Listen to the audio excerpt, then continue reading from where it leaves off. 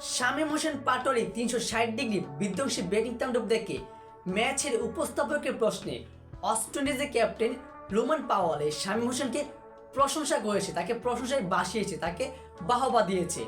দর্শক, বাংলাদেশ যে প্রায় 6 বছর পর ওয়েস্ট ইন্ডিজের বিপক্ষে টি-20 সিরিজ জয় করেছে, প্রায় 6 বছর পর এই জয়ের পিছনে মহানায়কই হচ্ছে শামীম হোসেন। কেননা শামীম হোসেন দুর্দান্ত দুটো ম্যাচে সে দুর্দান্তভাবে ফিনিশিং দিয়েছে। শামীম হোসেন সেজন্য তো সে দুটো ম্যাচেই প্লেয়ার অফ দ্য ম্যাচ হয়েছে এবং আজকে বাংলাদেশ 27 রানে জিতে গিয়ে সিরিজ জয় করেছে। শামীম হোসেনকে কি সকলেই তাকে প্রশংসায় বাসাচ্ছে, বাংলাদেশের তিরকা ক্রিকেটাররা, বাংলাদেশের গণমাধ্যমরা সকলেই তাকে প্রশংসা করছে।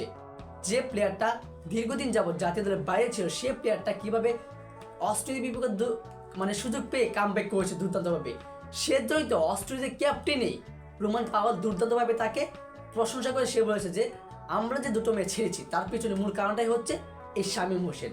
কেননা শামীম হোসেন প্রথম ম্যাচে বাংলাদেশ যেখানে 120 রানে অল আউট হয়ে যাওয়ার কথা, সেই ম্যাচে সে 13 রানে 27 রানে দুর্দান্ত ফিনিশিং দিয়েছে এবং বাংলাদেশ 7 রান জিতে গিয়েছে। আর দ্বিতীয় ম্যাচে আজকে সে আবারও 17 বলে 35 রানের ইনিংস, বাংলাদেশ আবারও 27 রানে জিতে গিয়েছে এবং বাংলাদেশ সিরিজ জিতে নিয়েছে। এর জন্যই তো শামীম হোসেনকে সকলেই প্রশংসায় বাসাচ্ছেন এবং শামীম হোসেন আসলে একটি দুর্দান্ত প্লেয়ার, দুর্দান্তভাবে বাংলাদেশকে জিতিয়ে দিচ্ছে।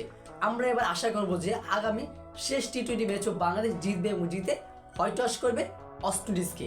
সো দর্শক, এই বিষয়ে আপনার গুরুত্বপূর্ণ মতামতটি জানিয়ে দিবেন কমেন্ট বক্সে। ধন্যবাদ।